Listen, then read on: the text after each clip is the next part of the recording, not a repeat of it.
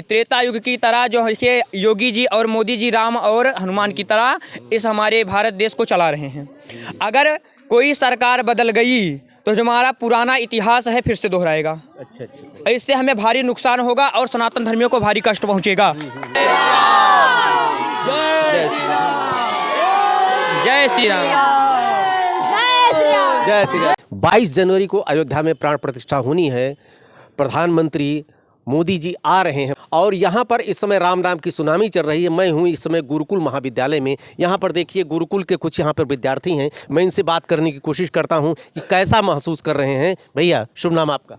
मेरा नाम प्रांजल दुबे है। मैं गुरुकुल महाविद्यालय का छात्र हूँ। अच्छा। कैसा लग रहा है कि इतने दिनों बाद 500 वर्षों बाद जो है जितने कारसेवक बलिदान दिए, कितने लोग संघर्ष किए, आपकी मनोकामना पूर्ण हो रही, कैसा आपको प्रतीत कर रहा है? हमें बहुत अच्छा लग रहा है। जैसा लग रहा है कि त्रेता युग की तरह लग रहा है। जैसे राम भगवान रावण का वध करके और इस अयोध्या में लौटे, वैसा हमें प्रतीत हो रहा है कि हम अपनी पुरातन संस्कृति को फिर से प्राप्त कर रहे हैं। हमारा गौरव है जी।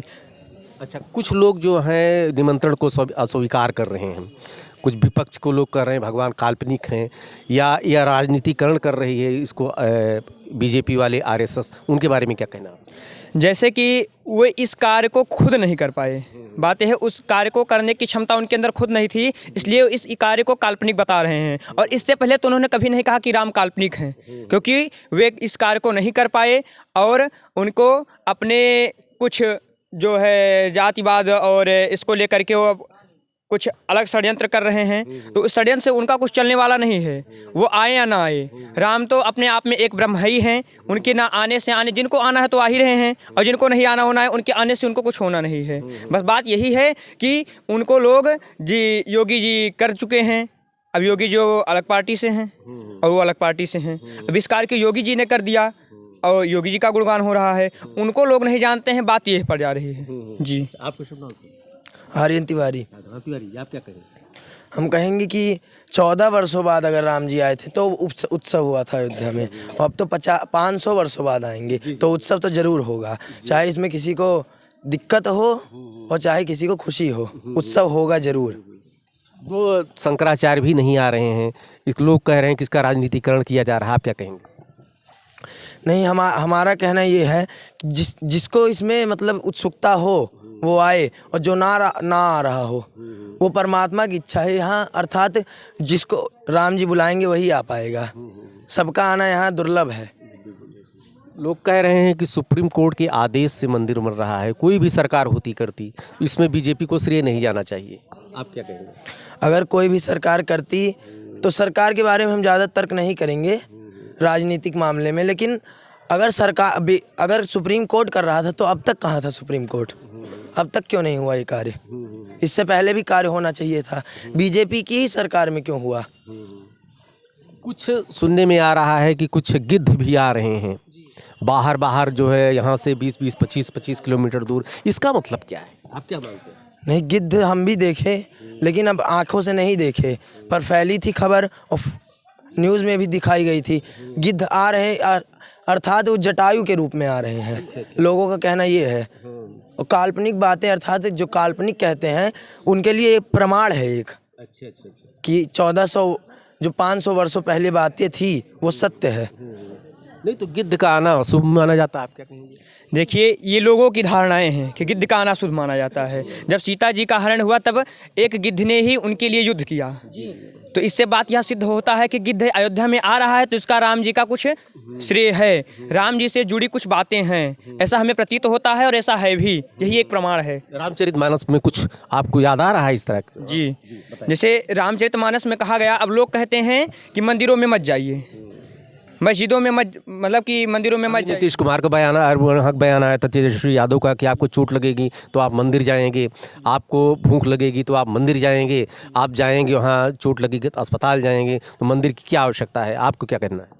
देखिए, जब एक व्यक्ति को भूख लगती है तो भोजन के पास जाता है। अपने एक बच्चा है, अगर उसको भूख लगेगी तो किसके पास जाएगा? माता के पास जाएगा। ऐसी अगर एक प्राणी को, एक सनातन धर्मी को अगर कष्ट होता है तो अपने राम के पास मंदिर में ही जाएगा, ना कि किसी मस्जिद और मजार पे जाएगा, जहाँ पर सिर्फ देखिए लोग कहते हैं काल्पनिक, कल्पना तो सिर्फ उस मजार में है जहाँ पर कुछ नहीं है, उस मजार में एक कल्पना है। और हमारे मंदिरों में तो साक्षात राम है जो कि प्रमाण के रूप में दिख रहा है।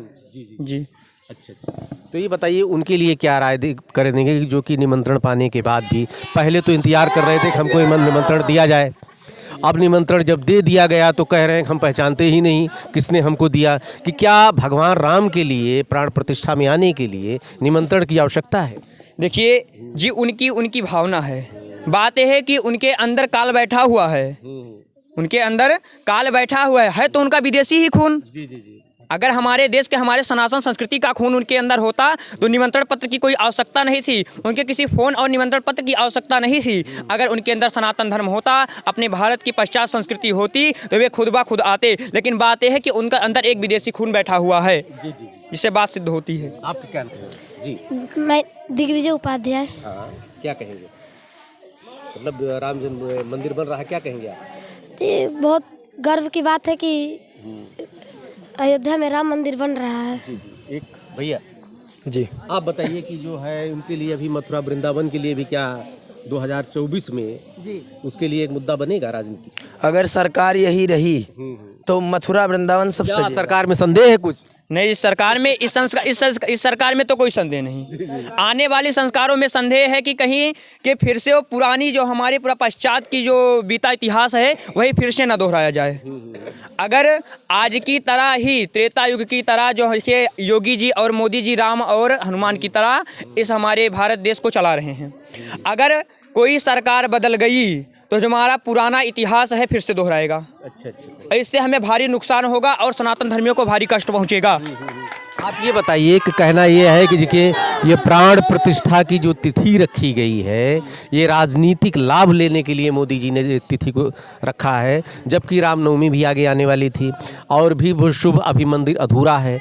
विपक्ष का इस तरह का कहना, आपको क्या कहना है? देखिए, वो राम जी की कृपा है, बिना राम जी की इच्छा से कुछ होता नहीं है। और राम जी की इच्छा थी कि आगे रामनवमी आने वाली है, अगर प्राण प्रतिष्ठा हो जाएगी तो जो आने वाले भक्त हैं वो उनका पूर्ण रूप से दर्शन कर पाएंगे। कारण ये था जी। नहीं, ये बताइए कि उनका ये भी कहना है कि अभी जैसे मंदिर अधूरा है, लेबर ऊपर चढ़ेंगे, काम होगा, नीचे भगवान विराजमान रहेंगे, ऊपर जो है श्रमिक रहेंगे, लेबर रहेंगे, तो उसके बारे में क्या कहेंगे आप? श्रमिकों अर्थात भक्तों की जनसंख्या तो तमाम रहेगी अयोध्या में और भक्त जाएंगे, जिसे कष्ट होगा वो जैसा कि हमारे बड़े भ्राता जी ने बताया, मस्जिद और मजार में नहीं, वो मंदिर में ही जाएगा जो सनातनी होगा। तो इसके लिए अगर कोई विरोध करे तो ये गलत है। मैंने देखा है कि रामायण काल में भी जब उसमें जो सीरियल आता था भाई, सीरियल जो है रामचरितमानस वाल्मीकि से ही लिया गया था, उसमें जितने बंदर रीछ थे भगवान नीचे बैठे हैं, ऊपर वो बैठे हैं, उससे क्या, तो क्यों लोगों को आपत्ति हो रही कि ऊपर लेबर काम करेंगे, श्रमिक काम करेंगे और नीचे भगवान जी विराजमान होंगे? देखिए, ऊपर लेबर क्या, किसी का घर जब बनता है तो नीचे बन जाता है, ऊपर बनता है, क्या व्यक्ति नीचे घर में नहीं रहता है? उसी प्रकार हमारे राम जी का जो मंदिर गर्भगृह उनका तैयार हो गया है, उनके रहने का स्थान तैयार हो गया, भक्तगण आएंगे, उनका दर्शन करें। बाकी देखिए, भगवान का प्रीत जो है भक्त से ही होता है। अगर भक्त सच्चा है तो भगवान अपने सर पर भी बैठा लेते हैं, ऐसा हमारे वेद पुराण शास्त्र कहते हैं। भगवान भक्त के भी भूखे हैं जी। ये यहाँ पर गुरुकुल महाविद्यालय में हूँ। देखिए यहाँ पर भी गुरुकुल के विद्यार्थी हैं। इनका कहना है कि ये प्राण प्रतिष्ठा ये खाली एक विपक्ष जो है फालतू बवंडर कर रहा है, जबकि तिथि भी सही रखी गई है। भगवान अपने भक्त प्रेम के भूखे हैं और इस तरह जो लोग कह रहे हैं विपक्ष कि ऊपर श्रमिक काम करेंगे और नीचे भगवान, ऐसी कोई बात नहीं। ढेर सारी शुभकामना आपको। जय श्री राम। जय श्री राम। जय श्री राम। जय श्री राम। जय श्री राम। जय श्री राम। ठीक है, जय श्री राम। सभी